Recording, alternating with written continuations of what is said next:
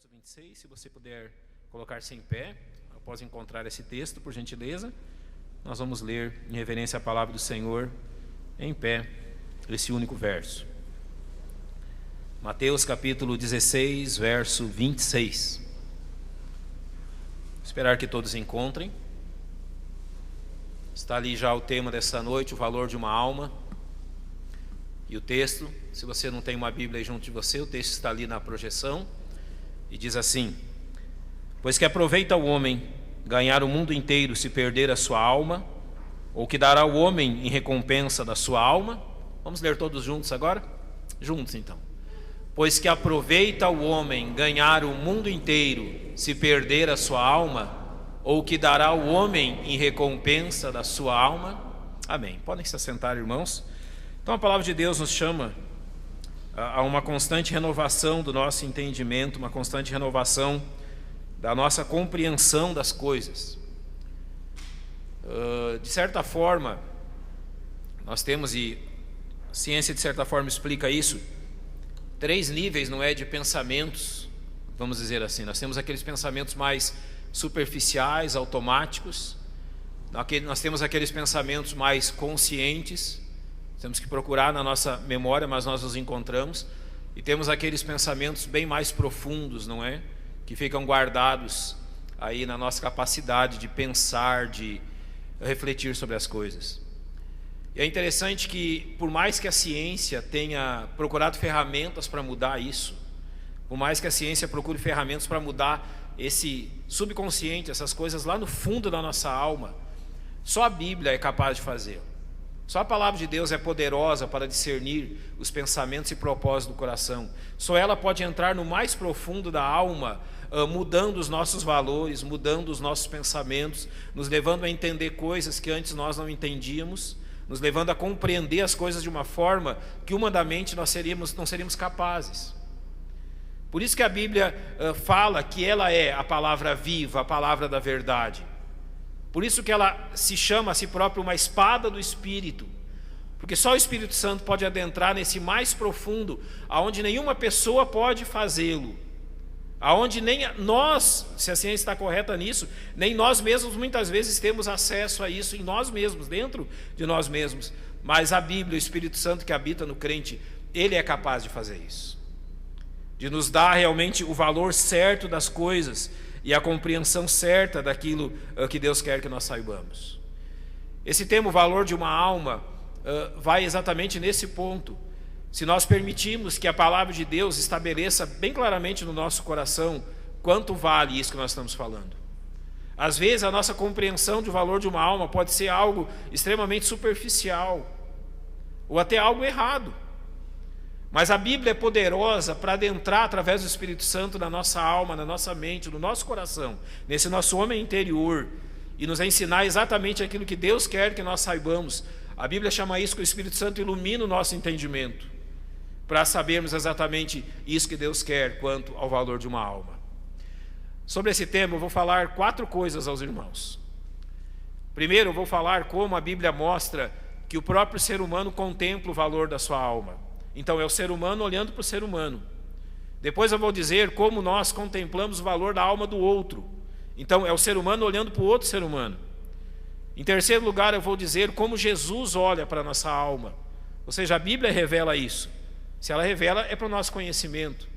Em quarto e último lugar, como Deus olha para isso. Como é que a Bíblia apresenta a visão de Deus sobre o valor de uma alma. Isso para que nós possamos então entender o que a Bíblia diz e, claro, confiar no Espírito Santo para agir no nosso coração. Nós usamos uma expressão assim, que uma alma vale mais do que o mundo inteiro.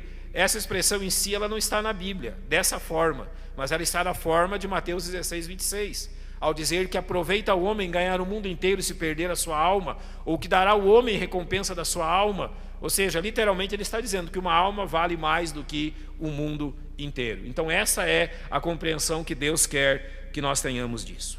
Em primeiro lugar, eu quero mostrar aos irmãos, biblicamente, como o ser humano avalia a sua própria alma, ou seja, a alma, o valor da alma na avaliação do próprio ser humano.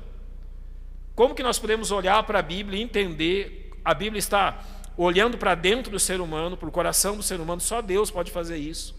Ou seja, isso que a Bíblia nos revela, que nós vamos falar agora, apenas Deus pode nos revelar. Ele está indo ao mais profundo no coração do homem. Ele está observando no coração do homem o quanto ele pensa na sua própria alma, o quanto ele valoriza a sua própria alma.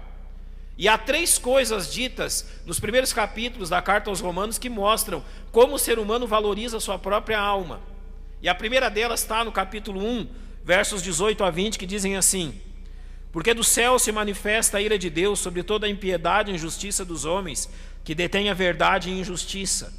Porquanto que de Deus se manifesta, porque Deus lhe manifestou. Porque as suas coisas invisíveis, desde a criação do mundo, tanto o seu eterno poder como a sua divindade, se entendem e claramente se veem pelas coisas que são criadas, para que eles fiquem inexcusáveis. Então, nesse texto, o Senhor ensina que há 2 formas que Deus se revela ao ser humano. E não é aqui apenas aqueles que creem em Cristo, mas a todos os seres humanos. Ou seja, todo aquele que nasceu neste mundo, desde Adão até o último ser humano a nascer, antes do julgamento final de Deus, Deus se revela a eles de 2 formas. A primeira forma que a Bíblia está dizendo é neles. Neles não é ao lado deles, ou acima deles, ou perto deles. Neles é dentro deles. Então Deus se revela a todo ser humano dentro dele. E essa revelação de Deus dentro do ser humano é aquilo que nós chamamos de consciência. Uma consciência que nos acusa ou nos defende. Isso é uma revelação de Deus dentro do ser humano. E todo ser humano tem isso. A Bíblia, por exemplo, diz que essa consciência pode ser cauterizada, ou seja, o ser humano pode anular isso. Se ela nos acusa e nos defende, é Deus nos mostrando realmente quando estamos certos ou quando estamos errados. Mas a cauterização da consciência leva o ser humano a não ter essa compreensão. Depois, a Bíblia mostra um segundo meio que Deus se revela a todo ser humano, que é a questão da natureza, pelas coisas criadas. Isso é bem declarado no Salmo 19. Os céus declaram a glória de Deus e o firmamento anuncia as obras de suas mãos. Um dia faz notícia ou faz anúncio a outro dia, e depois ele continua dizendo que o sol, como um noivo que sai do seu tálamo, ele percorre toda a extremidade de ponta a ponta, e ninguém refoge ou ninguém pode fugir do seu calor. Notem que há algumas pessoas que, infelizmente, por deficiência visual, não podem ver o sol, mas todos podem sentir o calor do sol. E Deus está dizendo essas coisas que Ele criou, todos os astros que Ele criou, e principalmente o sol, é uma demonstração ao ser humano da existência dele. Deus se revela ao ser humano através das coisas criadas. Talvez uma das perguntas que eu mais tive que responder a muitas pessoas, há diversos que me perguntam isso. Ele diz: pastor, e aquelas pessoas que nunca ouviram do Evangelho? Qual é a condição delas? E aqueles índios, alguém já me falou, olha, quando o Brasil foi descoberto, não sabemos a quantidade de pessoas que moravam no país, não era um país ainda, não era uma parte desse continente. E aqueles índios que nunca ouviram do Evangelho e nunca ouviram nada sobre Jesus. Exatamente nesse ponto que esse texto tem falado. Deus se revela na consciência e nas coisas criadas. E ele completa dizendo, isso se aplica a essas pessoas que nunca ouviram do Evangelho, que nem souberam que Jesus existe, ou que a Bíblia existe. No final do verso 20, o texto diz, para que eles fiquem inexcusáveis ou indesculpáveis. Deus está dizendo assim, que a revelação na consciência e a revelação na natureza é suficiente para mostrar ao ser humano que existe Deus. Qual é a condição dessas pessoas então? A Bíblia está dizendo, são indesculpáveis. Agora você sabe por que Paulo está usando esse argumento, que parece um argumento forte, algo que pode nos chocar? Ele está usando esse argumento para dizer o seguinte: se essas pessoas que nunca viram uma Bíblia, se essas pessoas que nunca ouviram falar de Jesus Cristo, se essas pessoas que nunca foram a uma igreja, se essas pessoas que nunca ouviram nada sobre a salvação são indesculpáveis, então ele está nos perguntando e colocando diante de nós, o que será das pessoas que têm essa bendita palavra na mão e mesmo assim não reconhecem Cristo como seu Salvador? Se aqueles que nunca tiveram este livro nas mãos são indesculpáveis, e aqueles que o têm em sua casa aberta, colocada sobre a estante, mas que nunca creram em Cristo, o que eles são? Sabe qual é o valor da alma do homem aos seus próprios olhos? é muito pequeno, porque ele permanece incrédulo mesmo diante de todas as provas de Deus. O ser humano talvez seja aquele que menos valoriza a sua alma, que mais despreza a sua própria alma. E agora Romanos dá uma segunda demonstração disso quando diz: porquanto, tendo conhecido a Deus, não o glorificaram como Deus, nem lhe deram graças. Antes, em seus discursos se desvaneceram, e o seu coração insensato se obscureceu, dizendo-se sábios, tornaram-se loucos. Então aqui ele está falando da forma que o ser humano trata a palavra de Deus. Ele colocou a palavra de Deus numa balança. Lembra aquela balança de 2 pratos? Lembra? Aquela que, não vou dizer assim antigamente, que alguém pode se sentir velho nessa questão, não é? Mas antigamente tinha. Eu não sou tão velho assim, eu acho, mas eu vi aquelas balanças de 2 pratos. Você colocava ali 1 quilo, não é um metal de 1 quilo, e 1 quilo de banana. Então, quando a balança se equilibrasse, tinha o fiel, dava certinho ali, você tinha 1 quilo de banana. O exemplo que Paulo está usando aqui é exatamente desse tipo de balança. Ele está dizendo assim: aqui o ser humano colocou o seu conhecimento, e aqui o ser humano colocou a Bíblia. E qual que pesou mais? O ser humano acha que o conhecimento dele pesa mais do que a Bíblia, vale mais do que aquilo que está dizendo, que Deus está dizendo. Por isso o capítulo 2, verso 4 diz: ou desprezas tu as riquezas da sua benignidade, paciência e longanimidade, ignorando a benignidade de Deus que te leva ao arrependimento?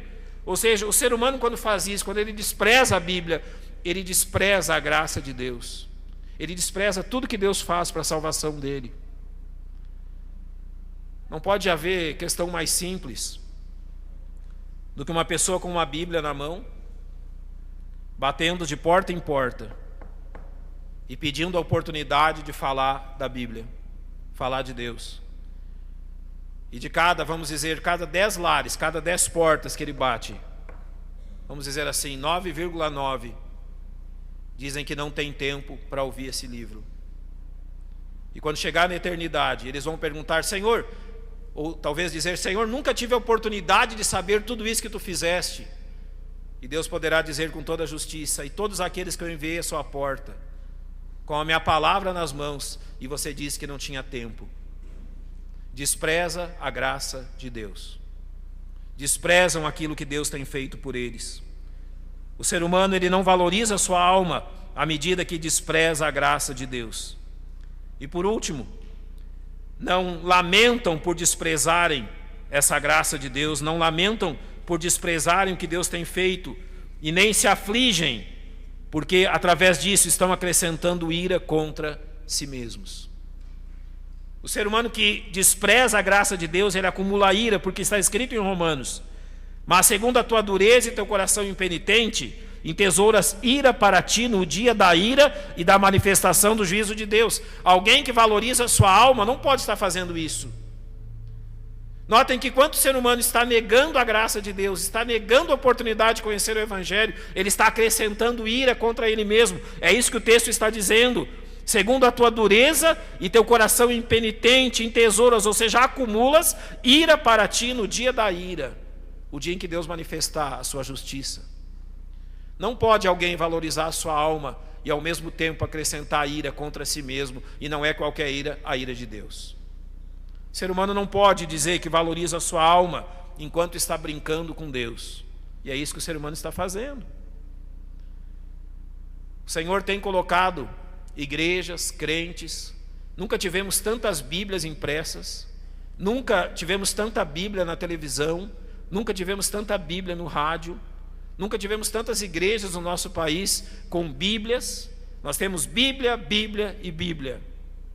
Mas o ser humano diz não a tudo isso, enquanto acumula ira nos seus próprios pecados, e essa ira vem de Deus.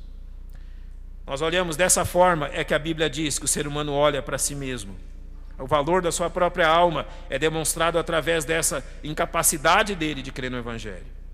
Mas em segundo lugar, eu quero olhar com os irmãos qual é o valor de uma alma na avaliação da alma do próximo. Ou seja, agora, quando nós olhamos para o próximo, primeiro nós olhamos o ser humano olhando para si mesmo. Então ele despreza a graça de Deus e não dá valor à sua alma.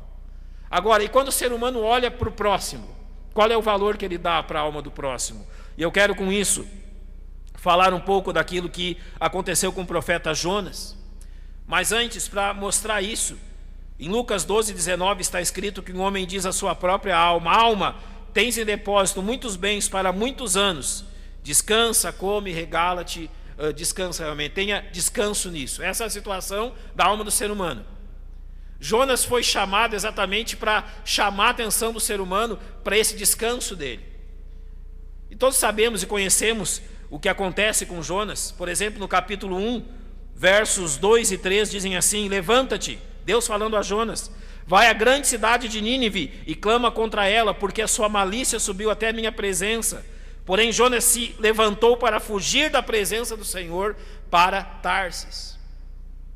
Sabe qual era o problema de Jonas? Nínive era a capital de um reino chamado de Assíria. A Assíria, num determinado tempo da história, foi governada por um homem chamado Tiglat-Pileser. E tanto Tiglat-Pileser, que era o imperador assírio, quanto os exércitos assírios, eles eram conhecidos por sua crueldade. Era um exército e um povo extremamente cruel. Aproximadamente 100 anos antes de Deus chamar Jonas para pregar para Nínive, para os assírios haviam invadido Israel. Eles trataram o povo de Israel com extrema crueldade. Eles mataram muitos do povo, eles escravizaram grande parte do povo judeu, eles não tiveram dó nem pena, eles não tiveram nenhuma consideração por mulheres e crianças, eles não tiveram consideração pelas plantações, os animais ou as casas dos judeus. Eles foram extremamente cruéis e praticamente trucidaram as 10 tribos do norte de Israel. Assim foram os assírios. Menos de 100 anos depois, a Síria já não é mais a mesma potência. E Deus então chama um judeu para pregar uma mensagem de misericórdia aos assírios. Você entende por que Jonas não quis ir? É como se Jonas dissesse: Senhor, eu prego a qualquer povo deste mundo, mas eu não quero jamais que um assírio se converta e que seja salvo pelo Senhor.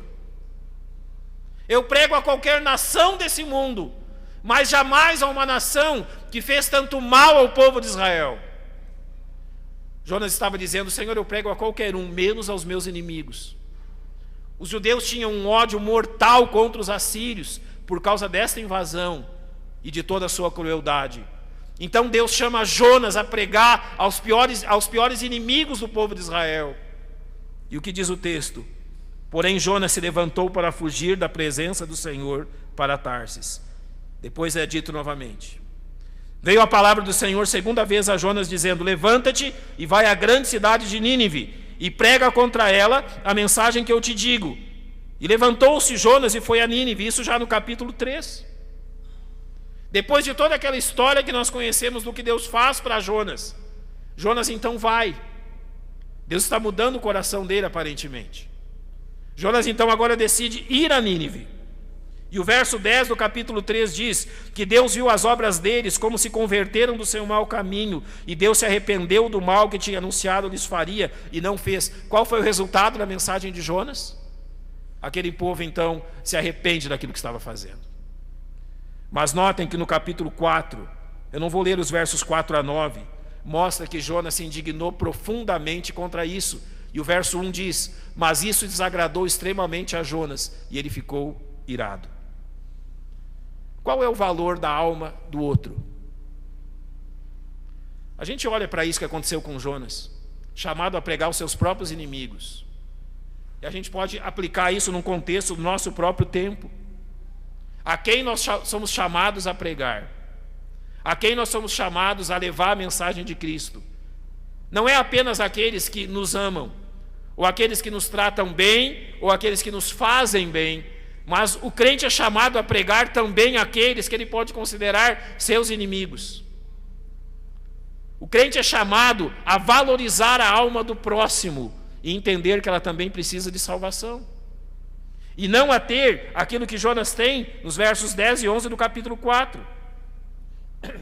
Ele diz: tiveste tu compaixão da boboreira, na qual não trabalhaste nem a fizeste crescer, que numa noite nasceu e numa noite morreu. E não hei de ter eu compaixão da grande cidade de Nínive, em que estão mais de 120 mil homens, que não sabem discernir entre a sua mão direita e a sua mão esquerda, e também muitos animais? Deus diz assim a Jonas: eu sei o que eles fizeram contra vocês. Eu sei o que eles fizeram contra o seu povo. Eu sei da crueldade dos ninivitas. Eu sei da crueldade do império assírio. Mas Deus está dizendo assim: mas Jonas, eu quero que você olhe para eles como eu olho.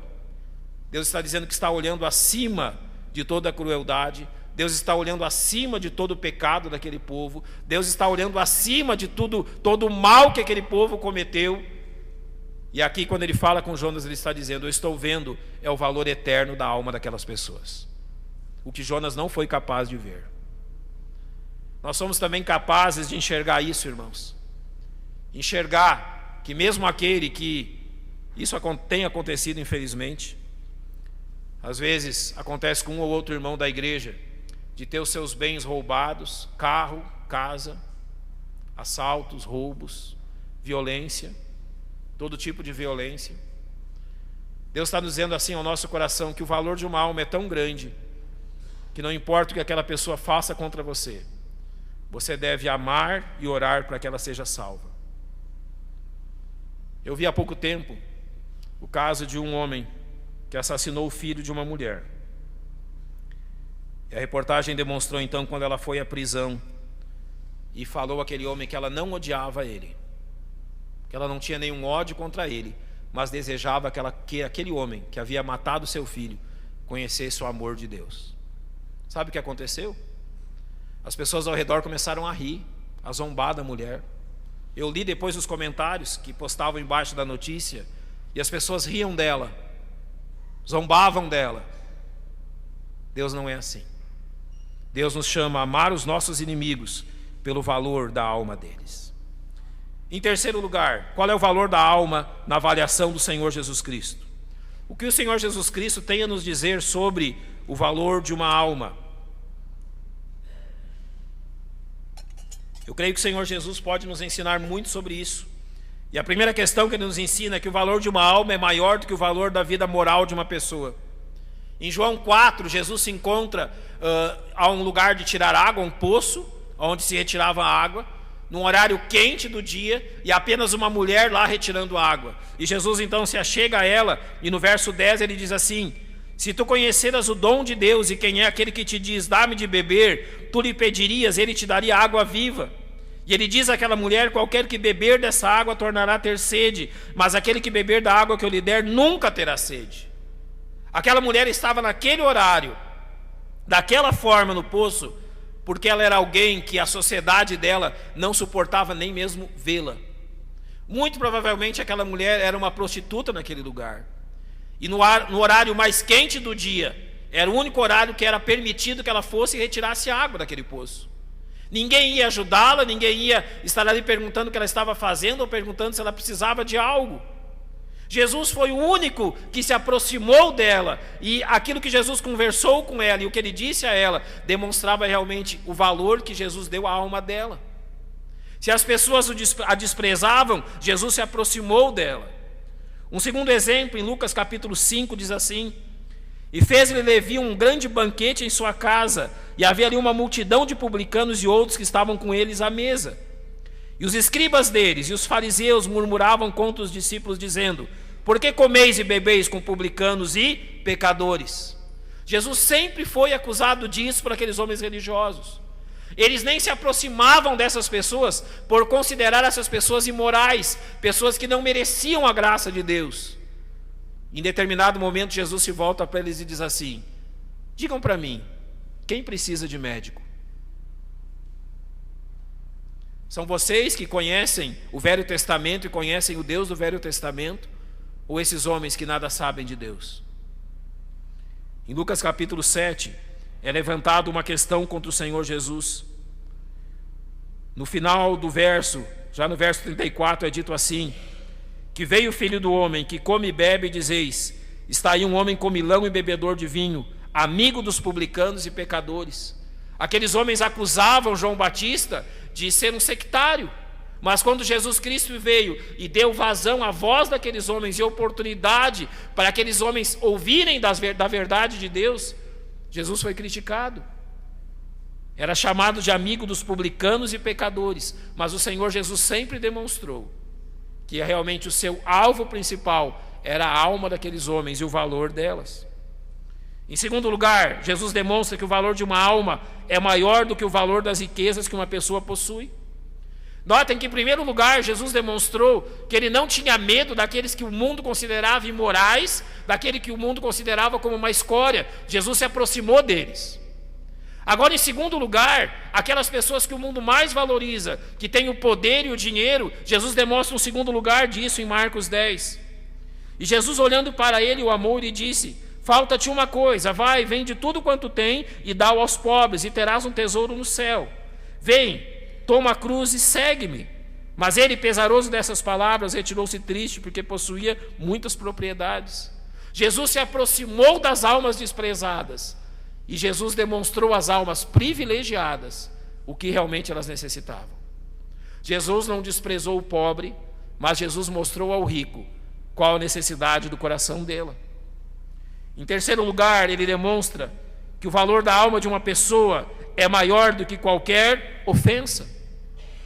Se o Senhor Jesus tivesse levado em conta as ofensas que recebeu, ele não teria amado as pessoas como amou. Enquanto as pessoas gritavam ao Senhor, quando ele entra em Jerusalém, hosana ao que vem em nome do Senhor, recebendo como um rei em Israel, humilde, sentado sobre um jumentinho. Alguns dias depois, as mesmas pessoas gritavam: crucifica-o, crucifica-o. Em Mateus 27 é descrito assim: e os que passavam blasfemavam dele, meneando as cabeças e dizendo: tu que destróis o templo, em 3 dias o reedificas, salva-te a ti mesmo. Se és filho de Deus, desce da cruz. E da mesma maneira também os príncipes dos sacerdotes com os escribas e anciãos e fariseus, escarnecendo, diziam: salvou os outros e a si mesmo não pode salvar-se. Se é rei de Israel, desça agora da cruz e nós vamos crer. E o mesmo lhe lançaram em rosto os salteadores que com ele estavam crucificados. Jesus não desprezou as pessoas que eram desprezadas pelas outras pessoas.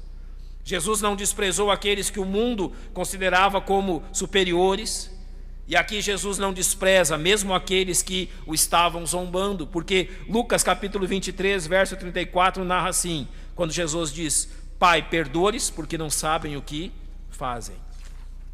O que Jesus pode nos ensinar sobre o valor de uma alma? Jesus jamais olhou para o exterior de uma pessoa. Era uma mulher prostituta tomando água em um poço no horário mais quente do dia. Ele fala sobre o valor da alma dela. Era um homem rico e poderoso.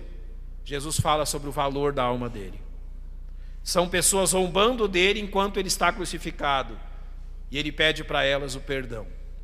Jesus só foi capaz de fazer isso porque ele sabia o valor eterno da alma daquelas pessoas. Jesus jamais desprezou ninguém. Foi dito sobre ele nos profetas que ele não desprezaria ninguém que chegasse próximo a ele. Os fariseus, os publicanos desprezavam as pessoas, e eles não aceitavam o fato que Jesus ouvia a todos e estava com todos. A grande lição do Senhor Jesus sobre o valor de uma alma é que jamais ele deixou-se levar pelo julgamento dos olhos, aquilo que os olhos veem, mas ele sempre permitiu que o valor da alma fosse aquilo que fosse mais importante. Jesus jamais desprezou ninguém, porque ele sabia que dentro daquele corpo havia uma alma eterna, a qual ele valorizava. Em quarto lugar, qual é o valor de uma alma na avaliação do próprio Deus? Algumas coisas, pelo menos 3, que a palavra de Deus apresenta sobre o fato de Deus, ele valorizar a alma do homem, o valor que Deus dá à alma do homem. E são 3 coisas que nós fazemos muito bem em sabê-las e entendê-las. A primeira forma de observar como Deus valoriza a alma do homem é entender que Deus não tem prazer em condenar um ser humano à eternidade perdida. O primeiro fato que demonstra como Deus valoriza a alma, o valor que Deus dá à alma do homem, é que Deus não tem prazer nenhum na condenação do ser humano. Observe Ezequiel 18 quando diz: Desejaria eu de qualquer maneira a morte do ímpio? Diz o Senhor Deus. Não, desejo antes que se converta dos seus caminhos e viva. Notem o que Deus está dizendo. Ele não deseja a morte de nenhum ser humano. Ele não desejou a morte daqueles que crucificaram o seu filho. Ele não desejou a morte daqueles que zombavam do seu filho. Deus não deseja a morte daqueles que zombam dele e que desprezam a ele próprio. Está dizendo claramente que Deus não deseja de forma alguma a morte e a condenação do ímpio, antes que o ímpio se converta e que se realmente ande nos seus caminhos, no caminho do próprio Deus. Às vezes nós olhamos para as pessoas e com o julgamento dos nossos olhos nós olhamos para alguns, como por exemplo, vamos usar um exemplo nosso aqui, goiano, aquele rapaz que foi preso, dizem pelo assassinato de 39 pessoas. Nós não sabemos, a justiça está apurando isso, como são essas questões, não vamos julgar de números em nada. Mas ele próprio confessou que assassinou diversas pessoas. Ele próprio confessou que tirou a vida de muita gente. Então quer dizer que hoje, talvez hajam dezenas de famílias sofrendo pela perda dos seus entes queridos. Pessoas que estão chorando a perda de filhos. Perder um filho é a maior dor psicológica, a dor emocional que um ser humano pode sentir. Não há dor maior do que a perda de um filho. E esse rapaz, infelizmente, com esses atos, fez com que dezenas de famílias sintam hoje essa dor que vai durar provavelmente enquanto elas vivam. A gente pode olhar para isso e pensar, onde estava Deus quando tudo isso aconteceu? Aonde está Deus que não condena esse homem? Aonde está Deus que não tira a vida desse homem? E a Bíblia está respondendo, Deus está onde sempre esteve, buscando que esse homem se arrependa e se refugie no amor de Cristo. Em 2 Pedro 2,9 diz assim, que o Senhor não retarda a sua promessa, ainda que alguns a tenham por tardia, mas é longânimo para conosco, não querendo que alguns se percam, mas que todos cheguem ao arrependimento. É isso que Deus quer. Por que Deus não julga os homens ímpios? Porque Deus os ama, sabe o valor da alma deles e quer que eles cheguem ao arrependimento. Em segundo lugar, é tão alto o valor de uma alma que não havia neste mundo algo suficiente para pagar por ela. É assim a visão de Deus. A visão de Deus é que o valor da alma de um ser humano é tão alto que nada foi encontrado nesse mundo suficiente para pagar o preço do resgate de uma alma. 1 Pedro 1,18 diz assim, sabendo que não foi com coisas corruptíveis como prata ou ouro que fostes resgatados da vossa vã maneira de viver que por tradição recebeste dos vossos pais. Deus está dizendo que não há prata ou ouro nesse mundo que possa pagar o preço do resgate de uma alma. No primeiro verso que nós lemos nessa noite diz que aproveita o homem ganhar o mundo inteiro e perder a sua alma, ou que dará o homem em recompensa da sua alma. Nem neste mundo, nem em todo o universo, nem um anjo ou qualquer outro ser seria suficiente para pagar o preço de uma única alma. Deus valoriza tanto a alma do ser humano, que o único valor possível de resgate da alma do ser humano, que é a vida do seu filho, foi o preço que ele pagou. Deus não realmente deseja a condenação do ser humano. Por isso, então, o preço pago por Deus demonstra o grande valor de uma alma.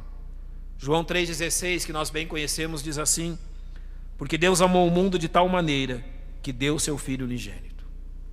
Está aqui a demonstração da valorização que Deus dá à alma do homem. Em Romanos 8,32 está escrito, aquele que nem mesmo a seu próprio Filho poupou, antes o entregou por todos nós, como nos não dará também com ele todas as coisas? Ou seja, o valor da alma para Deus está no fato que ele deu aquilo de mais precioso pela salvação dela, enviando o próprio Senhor Jesus Cristo. Eu quero concluir os nossos pensamentos, tendo observado qual é o valor que o ser humano dá à sua própria alma, qual é o valor que o ser humano dá à alma do outro, o valor que o Senhor Jesus Cristo dá à alma e o valor que Deus dá à nossa alma, dizendo, quem é aquele que dá menos valor à alma? Nosso Deus, o Senhor Jesus Cristo ou nós mesmos? Aquele que dá menos valor à alma é aquele que a pode perder. É o ser humano perdido em seus pecados que menos valoriza o grande valor de sua alma eterna. É aquele que precisa de Cristo, aquele que mais despreza a sua própria alma. Sabe quem somos nós, irmãos? Nós somos aqueles que encontraram o pão vivo que desceu do céu e que vivificou a nossa alma. Nós somos aqueles que encontraram o perdão de Deus. As pessoas que hoje estão perdidas e deixando esse mundo e indo para a eternidade sem Cristo, elas não estão preocupadas com o valor da alma delas, mas nós somos chamados a nos preocuparmos com isso. Nós somos chamados a dizer a elas o quanto Deus as tem amado. Dizer a elas que elas têm uma alma valorosa porque é eterna, é única. Uma vez que foi feita, jamais se desfará. Seja na eternidade perdido ou na eternidade com o Senhor. Em Ezequiel capítulo 3, verso 18 está escrito: quando eu disser ao ímpio, certamente morrerás, e tu não o avisares, nem falares para avisar o ímpio acerca do seu mau caminho, para salvar a sua vida, aquele ímpio morrerá na sua iniquidade, mas o seu sangue da tua mão o requererei. É isso que o Senhor nos chama. Paulo diz que nós somos chamados a levar as pessoas a se reconciliarem com Deus. Não é contraditório isso? As pessoas não querem Cristo, as pessoas não querem o Evangelho, as pessoas não querem Deus, elas não querem saber da Bíblia, e nós somos chamados a bater de porta em porta, dizendo que Deus as ama e que Deus quer realmente salvar a alma eterna delas. O Senhor nos deu esta responsabilidade como pessoas que pregam a reconciliação entre o ser humano de uma alma eterna e Deus. Nossa igreja faz isso de muitas formas, através do evangelismo, das visitas evangelísticas, através da pregação desse púlpito, mas também através de todos esses missionários que têm as suas fotos ali ao fundo, naqueles quadros que representam cada projeto missionário sustentado pela igreja. O valor que nós damos à alma daqueles que ainda estão perdidos representa realmente o valor que nós damos a missões. Qual é o valor de uma alma aos teus olhos? É o que eu gostaria que você pensasse nessa noite. O quanto vale a alma daqueles que você ama? O quanto vale a alma daqueles que você preza tanto? Se eu perguntasse aqui nessa noite, você veria. Eu não vou pedir que você levante a mão para isso, mas se eu perguntasse, quantos de vocês oram, por exemplo, pela salvação dos seus pais? Muitos aqui levantariam as mãos. Se eu perguntasse, quantos de vocês oram pela salvação de algum irmão? Muitos levantariam as mãos. Se eu perguntasse, quantos de vocês, mulheres, oram pela salvação do seu marido? Haveriam pessoas que levantariam as mãos. Se eu perguntasse, quantos de vocês, homens, oram pela salvação da sua esposa? Também haveriam casos. Se eu perguntasse, quantos de vocês oram pela salvação dos seus filhos? Outros levantariam as mãos.